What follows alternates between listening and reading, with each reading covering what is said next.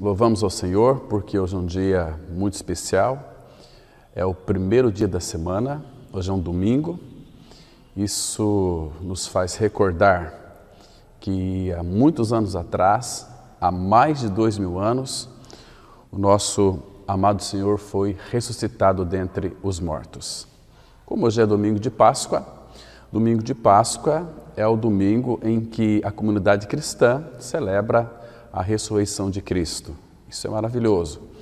E hoje, com a ajuda do nosso amado Senhor, nós vamos tratar sobre o precioso sangue de Cristo.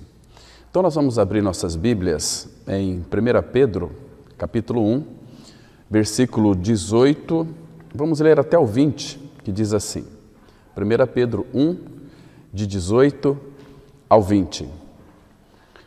Sabendo que não foi mediante coisas corruptíveis, como prata ou ouro, que fostes resgatados do vosso fútil procedimento que vossos pais vos legaram, mas pelo precioso sangue como de cordeiro, sem defeito e sem mácula, o sangue de Cristo, conhecido como efeito antes da fundação do mundo, porém manifestado no fim dos tempos por amor de vós, que, por meio dele, do sangue, tendes fé em Deus, o qual o ressuscitou dentre os mortos e lhe deu glória, de sorte que a vossa fé e esperança estejam em Deus.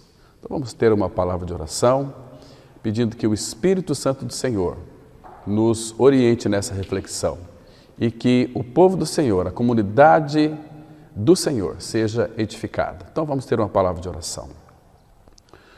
Pai, que alegria nós temos mais uma vez em poder abrir a Tua palavra. Nós temos plena consciência, Pai, da importância do Teu Espírito trazer sabedoria, revelação e entendimento para os nossos corações, para que possamos então compreender as Escrituras. Pai, ministre aos nossos corações, ministre a cada um de nós de uma maneira individual, de uma maneira coletiva, de uma maneira que realmente Teu Espírito possa imprimir em nossas mentes e corações o valor que este sangue é para Ti. Obrigado, meu Pai, porque este sangue já nos perdoou, nos lavou e nos purificou de todos os nossos pecados.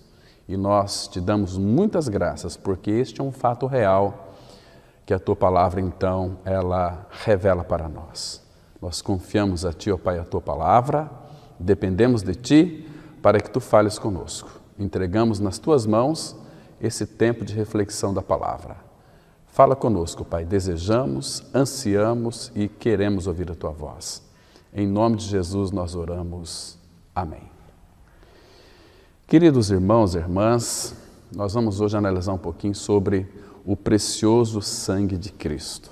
Claro, como diz aqui o nosso querido irmão Pedro, que escreveu esta carta, Pedro era um homem tão inculto, mas, no entanto, ele tinha profunda revelação do Espírito do Senhor naquilo que concerne a pessoa e a obra de Cristo. E ele começa dizendo que não foi mediante coisas corruptíveis, como prata ou ouro, que nós fomos resgatados do nosso fútil procedimento. Uma pessoa sem a vida de Cristo, todo o seu procedimento é fútil. Não tem nenhum valor para Deus, pode ser que tenha valor para ela mesma, mas ela está distante de Deus, ela não tem Deus no seu interior, não tem Cristo habitando dentro de si, então ela vive uma vida para si mesma. Por isso que este procedimento é um procedimento totalmente fútil, totalmente descaracterizado de uma ação divina na vida dessa pessoa. Ela vive para si, então ela terá que dar conta depois dos seus atos. Agora, o que nos chama muito a nossa atenção, irmãos, é que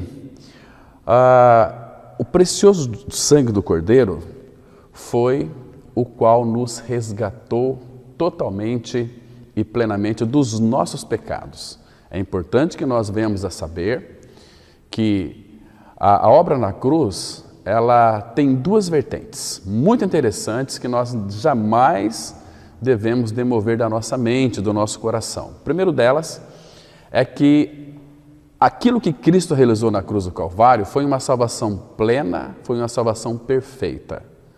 Quando eu digo plena e perfeita, estou dizendo que não ficou nenhum resquício para que Satanás então pudesse nos acusar. Ele não tem o direito de acusar os filhos de Deus, embora ele acusa. Mas se você de fato ganhou essa experiência de regeneração, de que você de fato é um filho de Deus, de que você morreu e ressuscitou com Cristo, que Cristo é a sua vida, você tem plena convicção de que a obra na cruz, ela foi perfeita. Então, existem dois aspectos na obra da cruz, aliás. O primeiro aspecto é que lá na cruz, no corpo de Cristo, nós fomos colocados porque fomos atraídos a Cristo e ali no corpo de Cristo, Deus tratou com o meu pecado e também com o seu pecado. O teu pecado foi aniquilado, o teu pecado foi eliminado, ele foi crucificado e foi morto.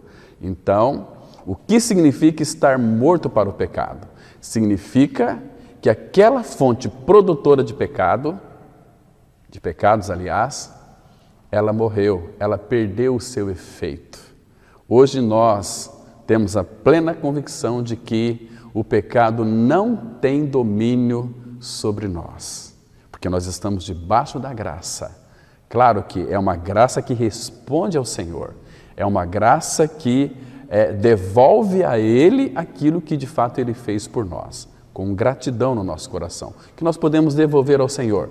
Teremos uma eternidade inteira para louvar e agradecer ao Senhor por tudo aquilo que Ele é e fez por cada um de nós. Isso é maravilhoso. Então, o primeiro aspecto da obra na cruz envolve que o meu velho homem, a minha natureza perversa, o meu pecado foi crucificado junto com Cristo e foi morto.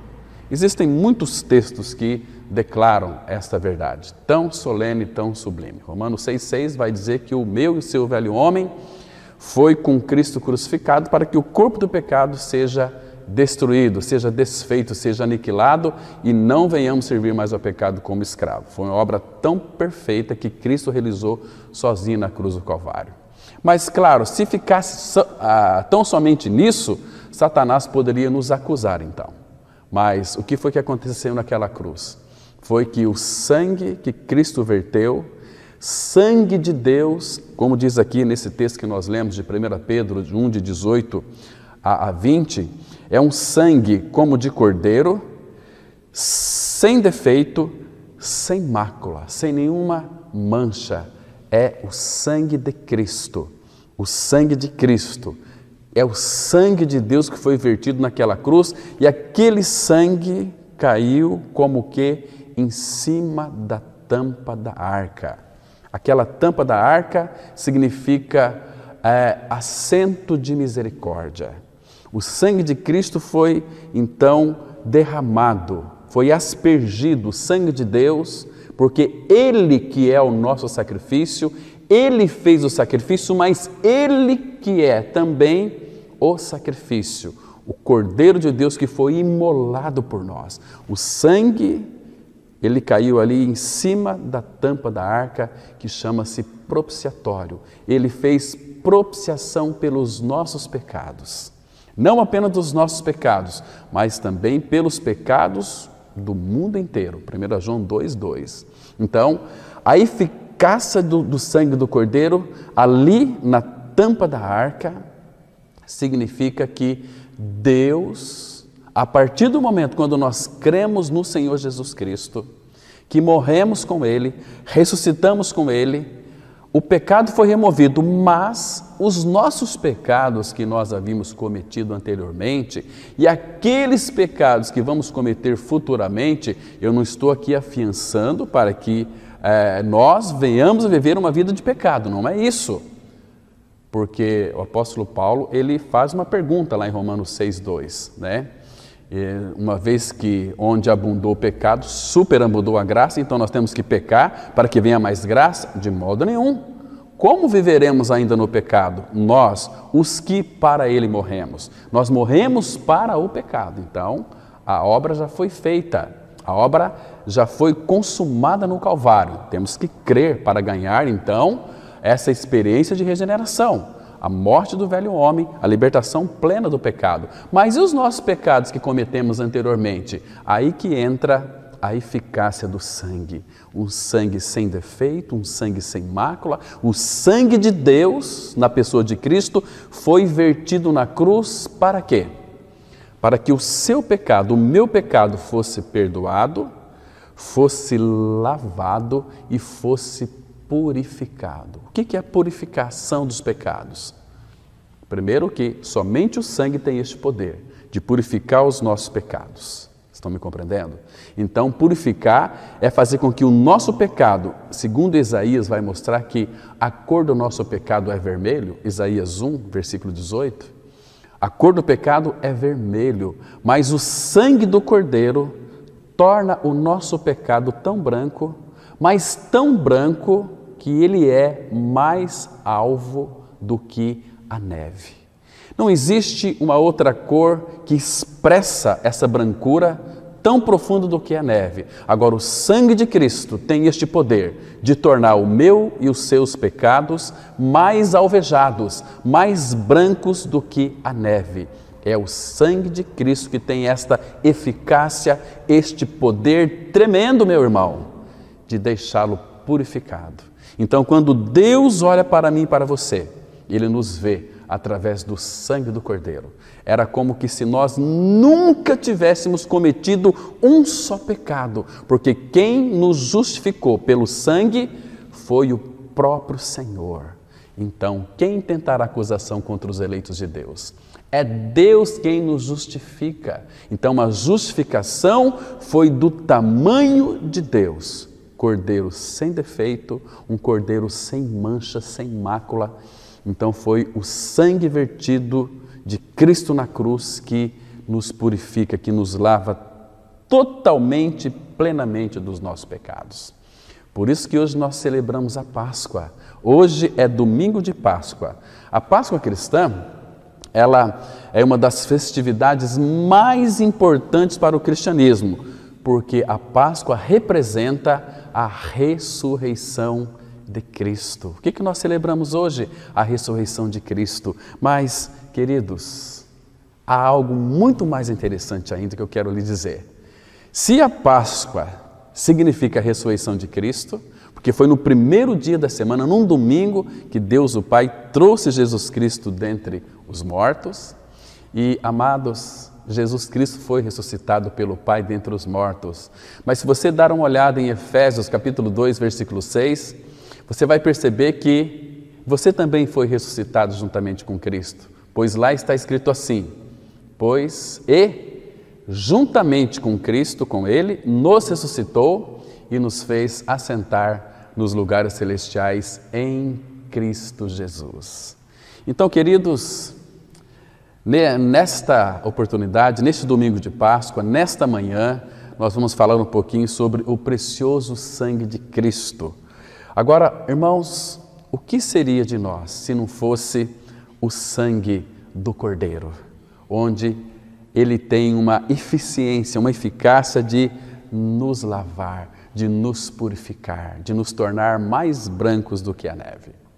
Abra sua Bíblia comigo em Romanos capítulo 5, versículo 8 e 9.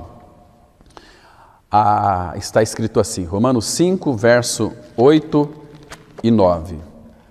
Mas Deus prova o seu próprio amor para conosco pelo fato de ter Cristo morrido por nós, sendo nós ainda pecadores. E o versículo 9 diz assim: logo, muito mais agora, sendo justificados pelo seu sangue, seremos por ele salvos da ira. Eu quero que você observe aqui um detalhe muito importante. Aqui nesse versículo 9, diz assim: logo, muito mais agora, sendo justificado. Essa palavra sendo, ela é um gerúndio. Então, por que essa palavra foi colocada aqui? Sendo justificados pelo seu sangue. O que isso significa? Significa que você pode pecar contra seu irmão, pecar contra as pessoas que te rodeiam. Então, você deve clamar ao Espírito que aplique o sangue de Cristo, sendo justificados. Porque se não fosse dessa maneira, estaria escrito assim: foi justificado. Não, mas é sendo justificado. Hoje eu estou sendo justificado pelo sangue do Cordeiro. Amanhã estou sendo justificado pelo sangue do Cordeiro. E assim até quando Ele voltar, ou até quando eu for até Ele. Sendo justificado pelo sangue do Cordeiro. Querido, você sabe, eu também sei, que para sustentar a sua vida física, eu e você, nós necessitamos de alguns nutrientes muito interessantes, né? Alguns itens básicos, tais como água, oxigênio, o que mais? Alimento, vestimenta e habitação para o nosso sustento da nossa vida física, né? E mais, o seu corpo requer também uma quantia de proteínas, uma quantia de vitaminas e minerais, para você viver uma vida equilibrada, com boa saúde, porque sem todas essas coisas, sua vida física poderá morrer ou, no mínimo, sofrer grandemente, né? Agora, isso ocorre o mesmo com a nossa vida espiritual também, né? Da mesma forma. Agora, por que você e eu necessitamos do sangue do Cordeiro, do sangue de Cristo? Precisamos do sangue na nossa vida espiritual. Porque, essencialmente, todo homem que caiu em Adão, ele tem 3 problemas básicos que nós vamos tratar aqui hoje. E os 3 problemas básicos, você deve saber, que envolve 3 partes. Em primeiro lugar, envolve Deus. Estou falando aqui de problema. Você está dizendo que Deus é um problema para mim e para você? Esse é um problema básico da nossa vida espiritual. Primeiro, você vai entender o porquê que estou dizendo isso. Porque, irmãos, nós precisamos de sair da superficialidade. Tem pessoas que começam a crescer na graça, no conhecimento de Cristo, mas sorrateiramente elas começam a retroceder, né? Porque a mensagem da cruz, ela é o fundamento, ela é o alicerce, mas nós precisamos avançar, crescer na graça e no conhecimento de Cristo. Porque se nós ouvirmos mensagens, o nosso velho homem foi crucificado com Cristo, eu morri com Cristo, entende? Isso vai nos levar para o emocionalismo, mas nós temos que ter uma visão adequada daquilo que o Pai deseja para com a sua igreja. O Pai deseja que nós venhamos a conhecer esses 3 itens básicos para o nosso crescimento espiritual. Se nós não enxergarmos isso, essas 3 coisas, que é Deus, você mesmo e Satanás, será um grande problema para a sua vida. Então nós ficamos encantados com a nossa salvação, ficamos encantados com a obra na cruz, onde nós morremos e ressuscitamos. Mas, queridos, a vida cristã é um avanço, olhando firmemente para Jesus, autor e consumador da nossa fé. A vida cristã começa com você assentado.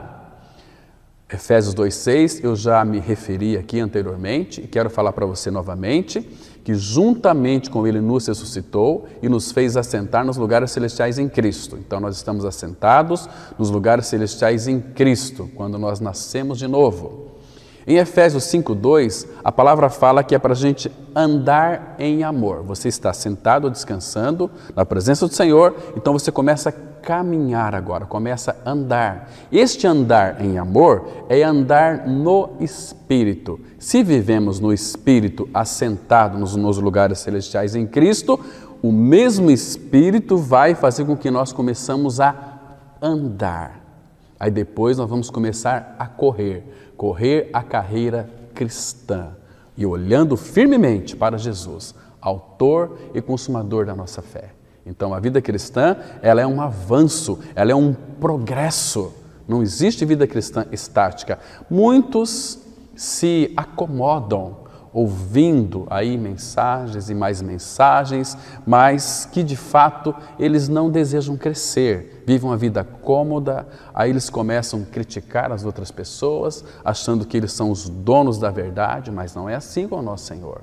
A vida cristã, ela é um avanço para frente, é um caminho rumo ao nosso crescimento espiritual. O que é o crescimento espiritual? É uma vida santa, é Cristo sendo formado plenamente em cada um de nós. Então nós temos todos os requisitos, mas esses 3 problemas envolvem 3 partes: Deus, você mesmo e também a Satanás. Vamos ver o primeiro aspecto para nós tratarmos aqui. Eu diria que um problema, sendo Deus muitas vezes na vida de muitas pessoas. Só entenda uma coisa, eu não estou dizendo que Deus é nosso inimigo. Deus nunca foi o nosso inimigo e nunca foi a intenção dele ser o nosso inimigo, porque Deus nos ama.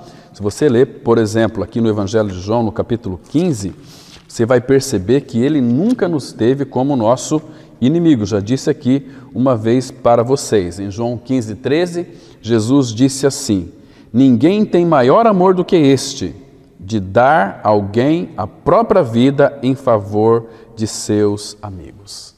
Então, ele deu a sua própria vida em favor dos seus amigos que eram pecadores. Eu disse aqui numa mensagem anterior que Jesus, ele tinha prazer em se reunir com publicanos e pecadores para resgatá-los do pecado e fazê-los santos, filhos amados de Deus o Pai. Então Jesus Cristo veio realizar o seu ministério no qual o Pai havia designado para ele. E Jesus veio fazer esta obra voluntariamente porque ele quis fazer a vontade do Pai. E a vontade do Pai, segundo Hebreus 2:10, é levar muitos filhos à glória, no qual você está inserido, se você creu no Senhor. Mas você tem tido esse desejo de crescer no Senhor ou você está estagnado? Você fica aí confessando a sua morte e ressurreição com Cristo e não avança e não sai disso. Querido, nós precisamos de crescer. Então o Pai, porque Deus é um Deus justo, então Ele não pode tolerar pecados, irmãos. Ele não pode tolerar pecados. É isso que diz o profeta Isaías. Vamos ler em Isaías, capítulo 59, versículo 1 e 2, está escrito assim. Isaías 59, 1 e 2. Eis que a mão do Senhor não está encolhida para que não possa salvar, nem surdo o seu ouvido para não poder ouvir, mas as vossas iniquidades fazem separação entre vós e o vosso Deus, e os vossos pecados encobrem o seu rosto de vós, para que vos não ouça. Então, deixa eu colocar uma nota aqui muito interessante. O que separa você e eu de Deus é os nossos pecados. Então, se uma pessoa comete pecados, é porque ela tem um pecado dentro de si ainda. O velho homem está produzindo seus frutos, seus pecados. Claro que quando você crê que o seu pecado na cruz, no corpo de Cristo, foi eliminado, foi aniquilado, foi destruído, foi morto junto com Cristo, você está liberto do pecado. Se, pois, o Filho vos libertar, verdadeiramente sereis livres, livres do pecado dos inimigos, livres de você mesmo, livres de todas as acusações, ok? Então, agora, quando Adão pecou, logo após Adão ter pecado, escute com bastante atenção, Deus não disse, quando Adão pecou, Deus não disse para ele: Adão, o que você fez? Deus não foi procurar Adão com esta indagação. Adão, o que você fez? O que Deus disse para Adão?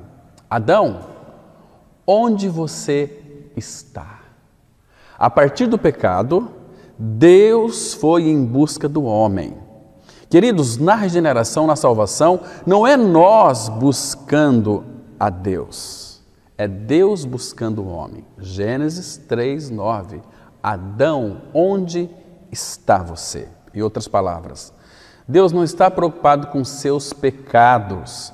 Deus não está preocupado com seus pecados que você possa cometer, mas Deus está preocupado com o fato dos seus pecados o separarem dele. Por isso que Deus veio atrás de nós, providenciando um meio para que esse pecado seja removido. Por isso que Ele nos amou de tal maneira e nos deu seu Filho Jesus, porque Deus lhe ama, mas Ele abomina em você os seus pecados.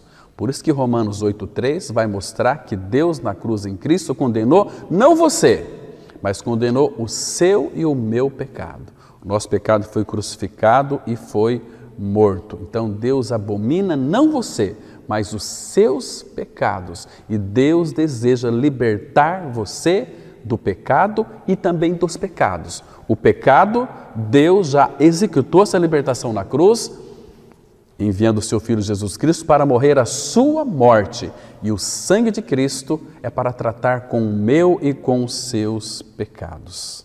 É por isso que Deus enviou o seu Filho a este mundo em carne.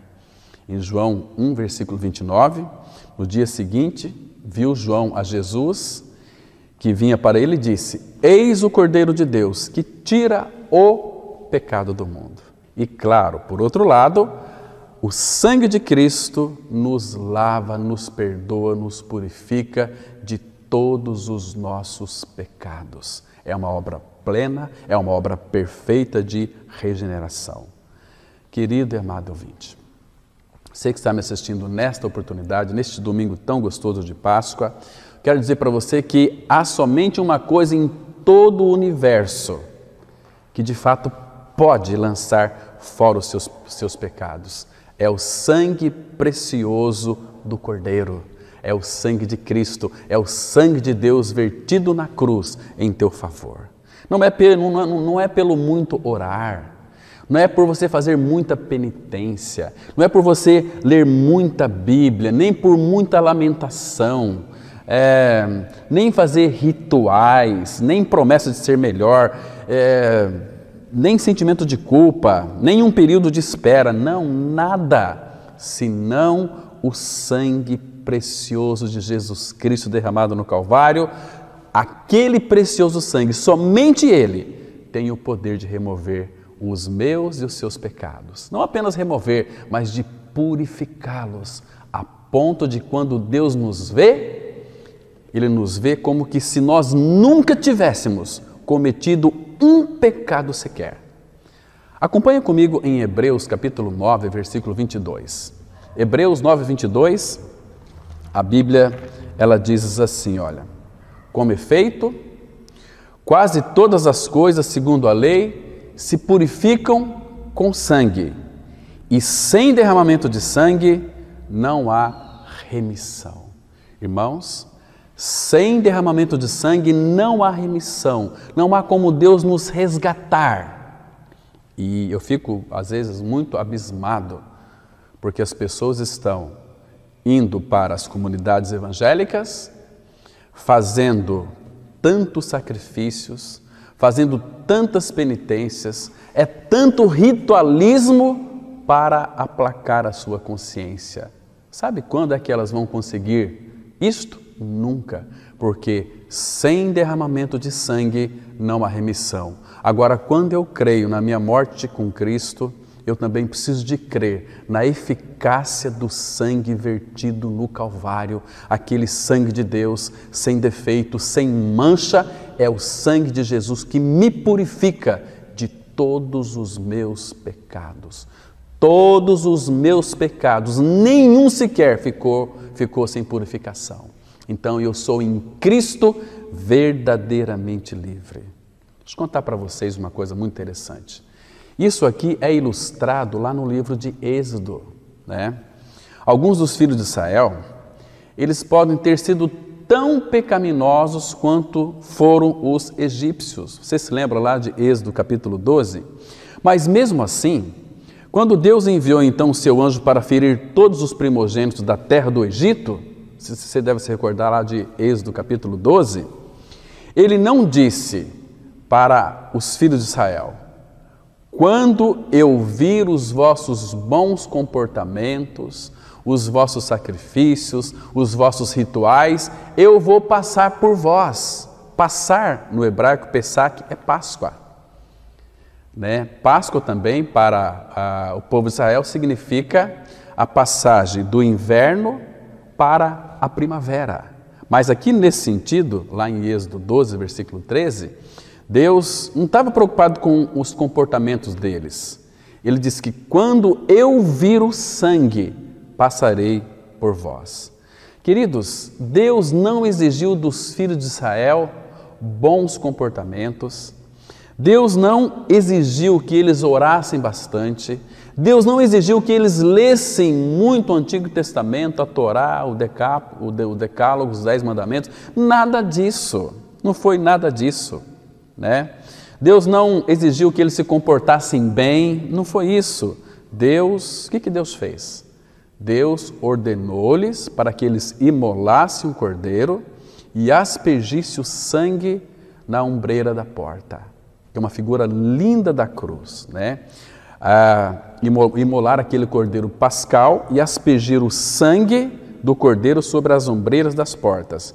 Então ele disse assim: meia-noite, quando passar por vós, quando eu vir o sangue, passarei por vós. Vamos ler o texto em Êxodo capítulo 12, versículo 13. A palavra de Deus, ela diz assim, Êxodo 12, verso 13. O sangue vos será por sinal nas casas em que estiverdes. Quando eu vir o sangue, passarei por vós, e não haverá entre vós praga destruidora quando eu ferir a terra do Egito. Então, queridos, essa frase nesse versículo me chama muita atenção. Deus disse: quando eu vir o sangue, passarei por vós. Então, este sangue não é para a nossa satisfação. Esse sangue é para a satisfação de Deus. Quando Cristo morreu na cruz do Calvário, que seu sangue foi vertido, seu precioso sangue, quando nós cremos na eficácia deste sangue, Deus nos vê purificados. Deus nos aceita por aquilo que Cristo fez. Jesus Cristo é o Filho aprovado de Deus e tudo aquilo que Cristo fez, Ele fez por mandamento do Espírito Santo, Ele fez por vontade do Pai e Ele veio cumprir a vontade do Pai. Jesus disse que a comida predileta dele era fazer a vontade do Pai. E a vontade do Pai é que Jesus Cristo morresse em favor dos pecadores, para que o seu sangue nos purificasse de todos os nossos pecados. Cristo fez essa obra, o sangue sem defeito, sem mácula foi vertido. Então Deus nos aceita quando nós cremos na eficácia deste sangue. Por isso que Deus, Ele não olhava que tipo de pessoa estava dentro daquelas tendas. Ele nunca olhou para isso. Quando veio o sangue, Ele apenas passava por cima. O Cordeiro Pascal era uma figura de Cristo. Agora, querido, presta atenção aqui. Imagina só, naquela noite, meia-noite, quando o anjo passou, não importava quem estava lá dentro daquela casa, se era um adúltero, se era um ladrão, se era um assassino, se era uma prostituta, quando ele via o sangue, ele passava por cima. Então, queridos, guarde bem isso aqui, nunca se esqueça do que eu vou lhe dizer para você nessa oportunidade. O povo de Deus está sempre seguro. E por quê? Porque Deus nos tem em suas mãos. Todos os santos de Deus estão seguros nas mãos do Pai. Aquele texto lindo de Deuteronômio, capítulo 33, versículo 3, a palavra de Deus, ela diz assim, olha, Deuteronômio 33, verso 3. Guarde bem esse texto. Na verdade, amas os povos. Claro, Deus ama os povos, Deus ama as nações. Deus amou o mundo de tal maneira que deu seu Filho unigênito, para que todo que nele crê não pereça, mas tenha vida eterna. Então, Deus ama os povos. Começa aqui dizendo Deuteronômio 33, 3. Na verdade, Deus ama os povos. Todos os teus santos estão na tua mão. Eles se colocam a teus pés e aprendem das tuas palavras. Olha que lindo, irmãos. Então, o povo de Deus está sempre seguro, porque nós estamos nas potentes mãos do Pai, do nosso Pai Celestial. O lugar mais inseguro da face da terra é as nossas próprias mãos. O lugar mais seguro para nós estarmos é nas mãos do Pai Celestial. Então, todos os teus santos estão na tua mão. Jesus disse que lá em João capítulo 10, versículo 29, e da mão do Pai ninguém poderá nos tirar. Nós estamos nas mãos do Pai. Isaías 49 fala que Ele nos gravou nas palmas das suas mãos. Então, o lugar mais seguro onde nós estamos é nas mãos do Pai. Que texto lindo esse texto aqui de Deuteronômio 33:3. Fala que, na verdade, Deus ama os povos. Sim, ama todos os pecadores, mas todos os teus santos estão na tua mão. Queridos, é a mão de Deus, o Pai, o Todo-Poderoso, em que eu e você, nós podemos ficar seguros. É o nosso lugar de segurança, é nas mãos do nosso Deus e Pai. Bem como um lugar de honra também. Imagina só, você está nas mãos do Pai, nas mãos do Criador, aquele que criou todas as coisas, que sustenta todas as coisas pela palavra do seu poder. É na mão deste Deus soberano que eu e você, nós estamos.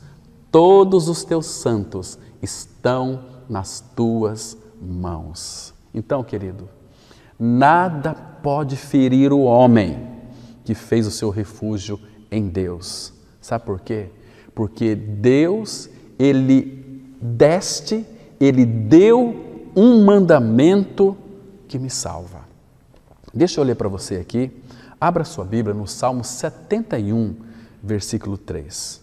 Aqui, Deus, Ele deste um mandamento que me salva. Se você é filho, Deus deu um mandamento que te salva também. O Salmo, a Bíblia é tão rica que não dá para a gente ler todo este Salmo, mas eu quero tirar apenas um versículo. É lindo demais. Guarde este versículo, grife na sua Bíblia esse versículo, ele é preciosíssimo. Salmo 71, versículo 3, a palavra de Deus, ela diz assim, olha que texto lindo, irmão, olha que texto lindo, irmã, aprecie esse versículo. Salmo 71, versículo 3. Salmo 71, verso 3, diz assim: "Sê tu para mim uma rocha habitável, em que sempre me acolha." Olha isso, irmão. "Sê tu para mim uma rocha habitável, em que sempre me acolha." Agora, olha a parte B. "Ordenaste que eu me salve, pois tu és a minha rocha e a minha fortaleza." Deus ordenou que eu fosse salvo, porque um dia, antes da fundação do mundo, Ele me contemplava e Ele sabia do anseio do meu coração e do seu coração por Ele. Então Ele providenciou um meio para que o Evangelho da Graça fosse revelado a mim e a você, para que nós pudéssemos então crer na nossa morte e ressurreição junto com Cristo e também crer na eficácia eficiente do sangue do Cordeiro que nos livra, que nos perdoa, que nos purifica de todos os nossos pecados. Você é livre em Cristo, livre para amar, livre para adorar. Ah, meus irmãos, que coisa mais preciosa. E a oração de Davi é essa aqui: "Sê tu para mim uma rocha habitável, em que sempre me acolha. Ordenaste que eu me salve, pois tu és a minha rocha e a minha fortaleza." Meu querido irmão, diante deste lindo texto, cada filho, crendo em Deus, pode dizer o mesmo.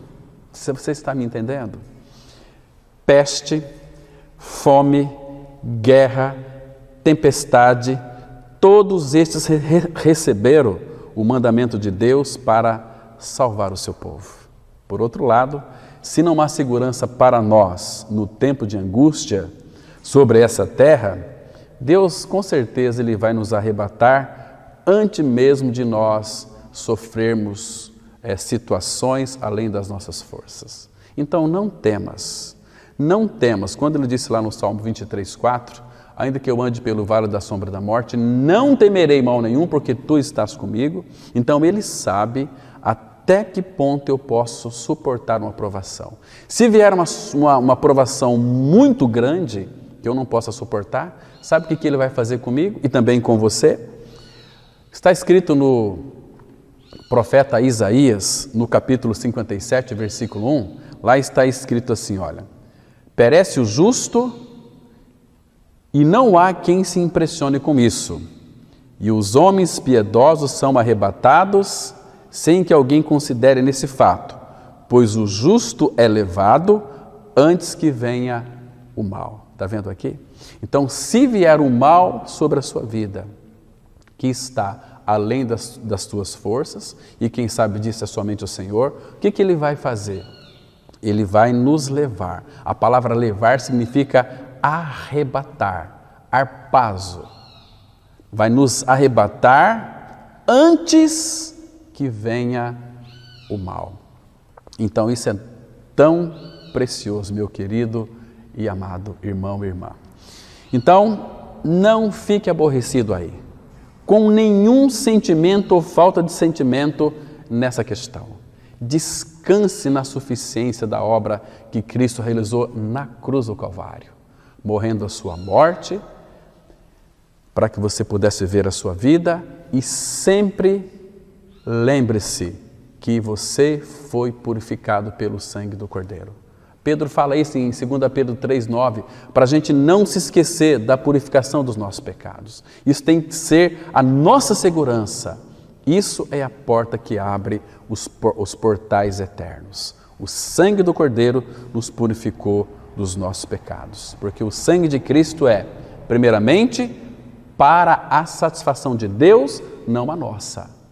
O sangue de Cristo satisfaz em primeiro lugar a Deus e não a nós. Nós estamos debaixo desse sangue. Nós cremos na eficiência e na eficácia deste sangue. Então, o sangue, em primeiro lugar, é para a satisfação de Deus. Deus aceitou o sacrifício que seu Filho realizou no Calvário. Por isso, Ele recebe você e a mim que cremos nele. Lembra lá em Êxodo 12:13? Quando eu, não você, vir o sangue, na noite da Páscoa, queridos, os filhos de Israel, vocês se lembram, estavam dentro da casa, enquanto o sangue do Cordeiro estava fora. Agora, dentro da casa, eles não podiam ver o sangue. Contudo, eles tinham paz por saberem que Deus estava satisfeito com aquele sangue do seu amado Filho Jesus Cristo. Porque, irmãos, antes que este sangue fosse derramado, eu e você, nós estávamos separados de Deus, mas nós fomos aproximados, não apenas aproximados, justificados pelo sangue do Cordeiro, pelo sangue de Cristo. Abra sua Bíblia em Efésios capítulo 2, versículo 12 e 13. Efésios 2, 12 e 13, a palavra de Deus ela vai dizer o seguinte, escute aqui com bastante atenção. Naquele tempo, estáveis sem Cristo, separados da comunidade de Israel e estranhos às alianças da promessa, não tendo esperança e sem Deus no mundo.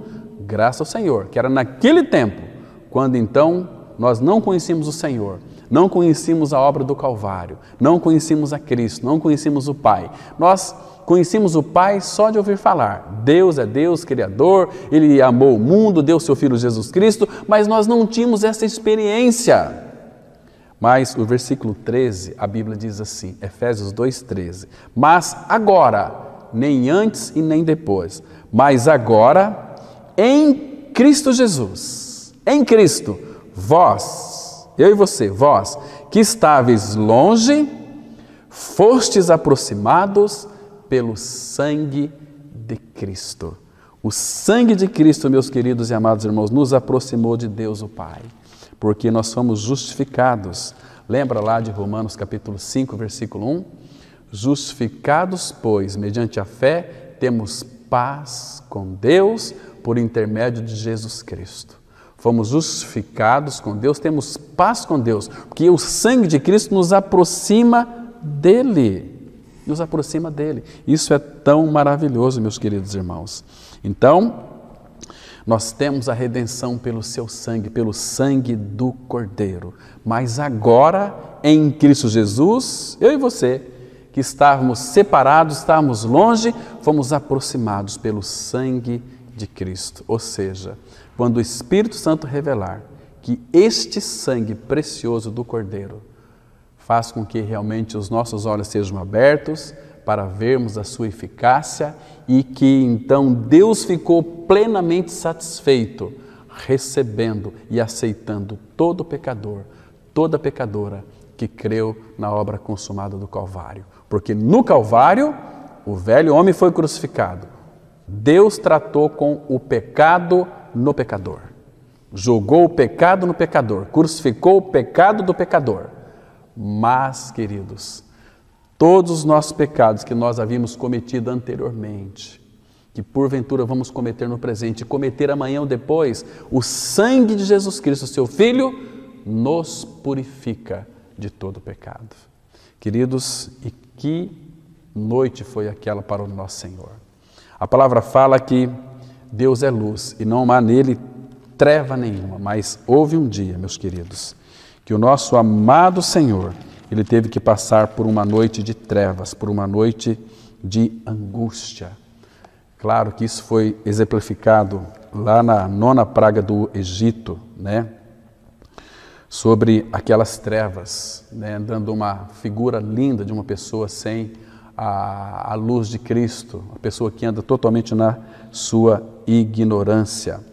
Mas, amados, a palavra fala que houve uma noite do Senhor, que naquela noite se observaria, né, sobre aquele futuro que Cristo lá na cruz do Calvário, quando ele estava recebendo no seu corpo o pecado de toda a humanidade. O que Deus fez?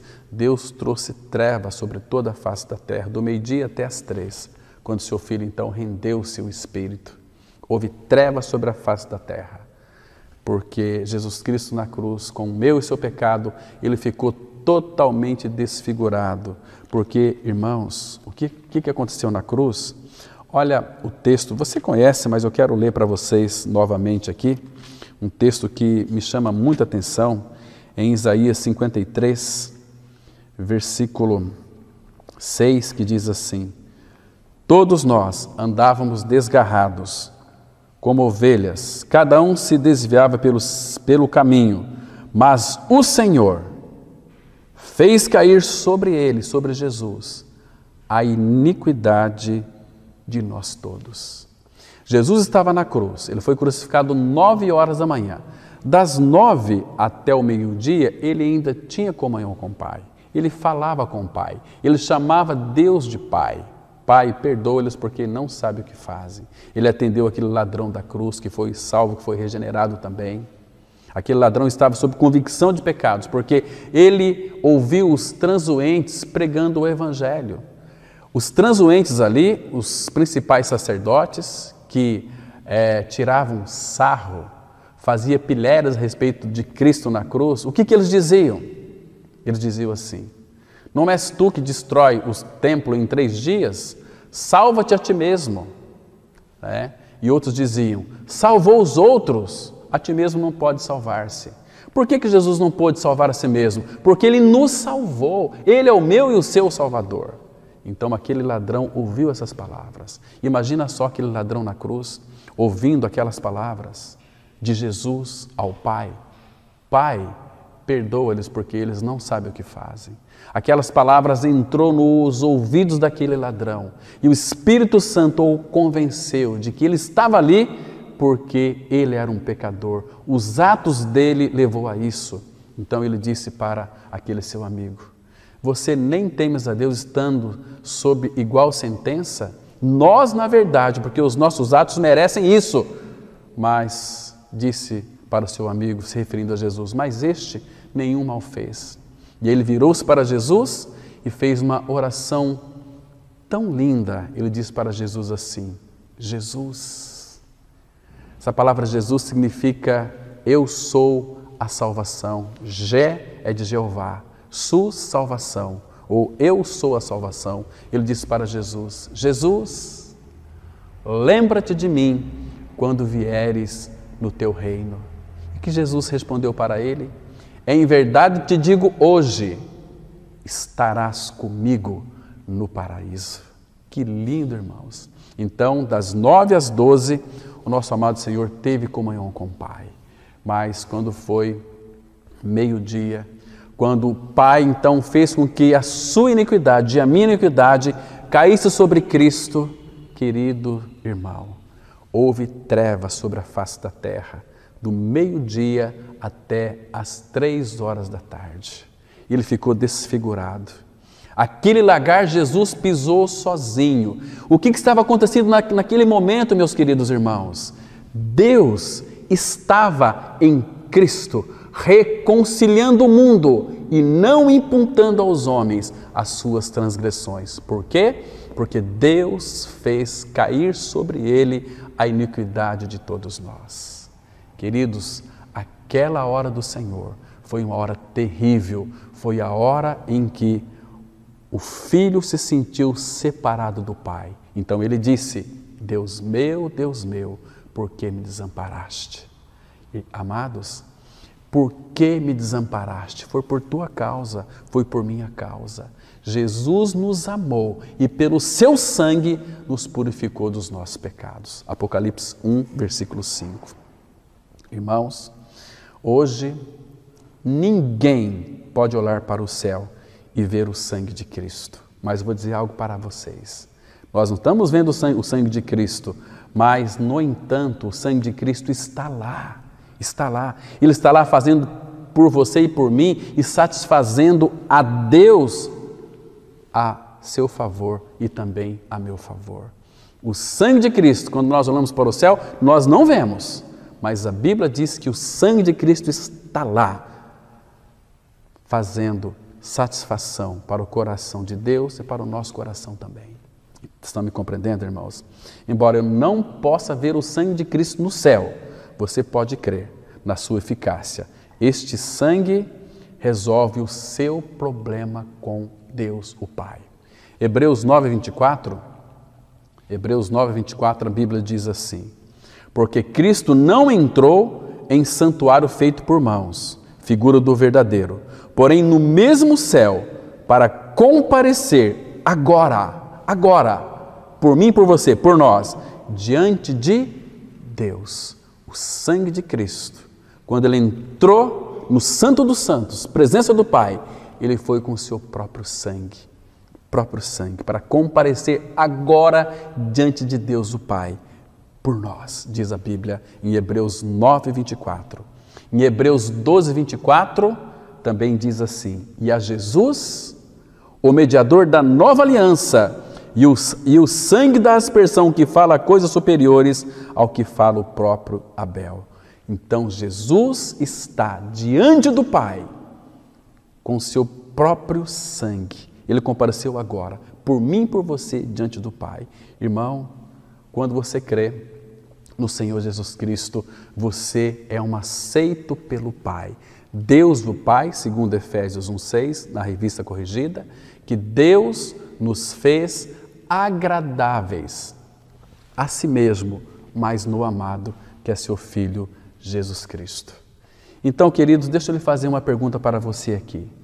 Se Deus considera o sangue de Cristo suficiente para remover seus pecados, para purificar os seus pecados, você pode fazer o mesmo? Ou você exige algum bom sentimento além disso? Pode a sua exigência ser mais elevada do que a de Deus? Eu creio que não. Mas temos um segundo problema, meus queridos irmãos. O segundo problema crucial do homem é com ele próprio, porque dentro de nós tem uma coisa chamada consciência, e é um fardo pesado de culpa. Está me compreendendo? Quantos jovens são hoje oprimidos pela sua própria consciência, pela culpa? O que é culpa? Culpa é um grande problema para o homem, né? Os pecados ofendem a Deus por um lado e nos corrompem por outro. Então, o que é culpa? Culpa é a mancha dos seus pecados em sua própria consciência. Isso é culpa, né?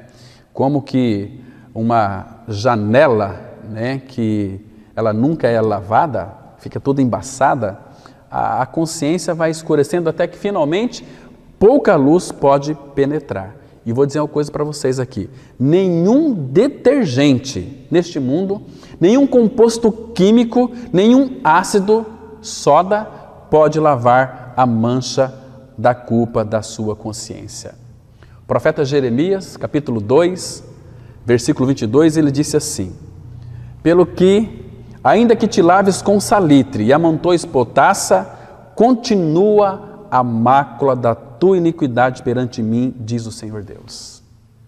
Ainda que lave com salitre e amontoe potassa, soda cáustica, não tem como remover os seus pecados. Olha, eu vou dizer algo mais, nem mesmo uma bomba nuclear pode remover essa mancha. Não, sua consciência exige algo mais poderoso para isso. Sua consciência precisa do sangue precioso de Cristo. Você vai encontrar isso lá em Hebreus 9, verso 14.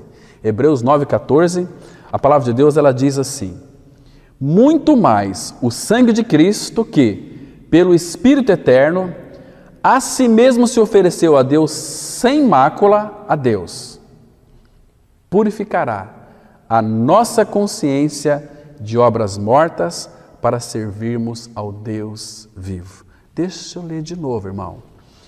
Hebreus 9,14.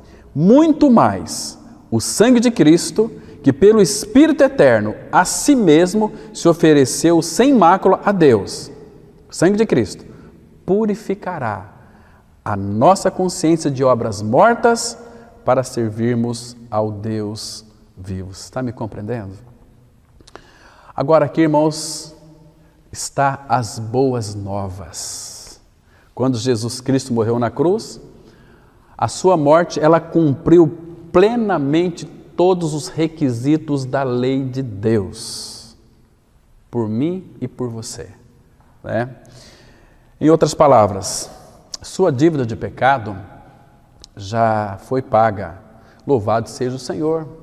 Jesus Cristo, mediante a sua morte na cruz, pagou a sua dívida totalmente e absolutamente quando ele foi para a cruz do Calvário. Aquele lindo texto de Colossenses 2,14 vai mostrar aqui que a nossa dívida, queridos, aliás, era uma dívida impagável, não tem como pagar, não tem bomba atômica, soda cáustica, nenhum produto químico consegue remover o nosso pecado, mas o sangue de Cristo tem esse poder. E agora, e a nossa dívida? Como que nós iríamos pagar? Sendo que tem uns salmos aqui, o Salmo 49, ele vai mostrar de uma forma tão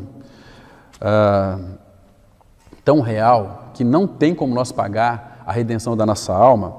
Salmos 49, versículos 7 e 8, a Bíblia diz assim, olha: ao irmão, verdadeiramente ninguém o pode remir, nem pagar por ele a Deus o seu resgate, pois a redenção da alma deles é caríssima, e cessará a tentativa para sempre. Todos os recursos do homem neste mundo não têm condições de pagar a dívida, a conta da redenção. Queridos, mas Cristo veio, Ele pagou. O salário do pecado é o quê? A morte. Então o diabo tinha uma dívida, tinha uma cédula de dívida. Quem pecar tem que morrer. Se não crê em Cristo, vai para o inferno. Então, pecou, tem que morrer. Ele tinha nas suas mãos um escrito de dívida. Jesus Cristo, quando se fez carne, Ele foi lá, tomou da mão do diabo esse escrito de dívida e disse: qual é o pagamento? Ele disse: é a morte. Então Jesus disse: eu vou pagar com a minha morte. E o que aconteceu lá naquela cruz? Colossenses 2,14 diz assim: tendo cancelado o escrito de dívida que era contra nós e que constava de ordenanças, o qual nos era prejudicial, removeu inteiramente, encravando na cruz.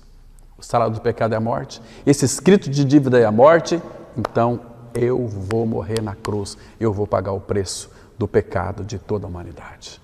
Por isso que temos que pregar esse evangelho da graça, meus irmãos, que Jesus não apenas morreu na cruz no meu lugar, mas de que eu também morri com Cristo, fui sepultado com Cristo, e os meus pecados, o sangue precioso de Cristo, não apenas Ele perdoa os meus pecados, mas Ele lava, Ele purifica todos os meus pecados. Sabendo que não foi mediante coisas corruptíveis como prata ou ouro, que fostes resgatado do vosso fútil procedimento que vossos pais vos legaram, mas pelo precioso sangue de Cristo, sem defeito, sem mácula, o sangue do Cordeiro. Este sangue me perdoou, me lavou e me purificou de todos os meus pecados. E não para por aí, meus irmãos. Nós somos colocados numa posição muito elevada, porque nós fomos lavados, fomos purificados. assentados nos lugares celestiais em Cristo Jesus. Por isso que hoje é Páscoa, e a Páscoa do Senhor, o Cordeiro de Deus foi imolado. Mas, queridos irmãos, uma coisa que é interessante, a Páscoa significa ressurreição. Primeiro dia da semana, domingo de Páscoa, Deus ressuscitou a Cristo e também nos ressuscitou juntamente com Ele. Por isso que aqui em Romanos capítulo 4, e nós vamos encerrar, 4 versículo 24 e 25, a Bíblia diz assim: mas também por nossa causa, posto que a nós igualmente nos será imputado a saber, a nós que cremos naquele que ressuscitou dentre os mortos, a Jesus nosso Senhor. Agora, olha o versículo 25. O qual foi entregue por causa das nossas transgressões e ressuscitou por causa da nossa justificação. Sangue de Cristo, ressurreição de Cristo, nos afiança uma vida nova, uma vida reta, uma vida santa. Ele ressuscitou por causa da nossa justificação. Então não tem como Satanás nos acusar. E ele vai nos acusar sempre. Mas, queridos irmãos, eu vou ler para vocês aqui um texto de Apocalipse, capítulo 12, versículo 10, que diz assim. Então, Apocalipse 12, 10. Então ouvi grande voz do céu proclamando: agora veio a salvação, o poder, o reino do nosso Deus, a autoridade do seu Cristo, pois foi expulso o acusador de nossos irmãos, o mesmo que os acusa de dia e de noite diante do nosso Deus. Eles, pois, o venceram por causa do sangue do Cordeiro e por causa da palavra do testemunho que deram, e mesmo em face da morte, não amaram a própria vida. Eles, pois, o venceram por causa do sangue do Cordeiro e do testemunho que deram. Qual é esse testemunho? É que o sangue de Cristo me purificou de todo o meu pecado. O sangue de Cristo me aproximou do Pai. O sangue de Cristo me justificou diante do Pai. Se eu estou justificado diante do Pai, nenhuma condenação há para os que estão em Cristo Jesus. Amém? Que Deus te abençoe, que Deus revele essa palavra ao seu coração. Vamos orar. Pai, graças te damos por esse bendito sangue que foi vertido no Calvário, para que os nossos pecados fossem perdoados, lavados e purificados. Obrigado por esse bendito sangue que hoje está diante do Senhor, fazendo, Pai, purificação pelos nossos pecados. E Tu aceitaste cada um de nós em Cristo Jesus por aquilo que Ele é e fez. Ele morreu a nossa morte e o Seu sangue nos purificou dos nossos pecados. Em nome de Cristo nós oramos. Amém.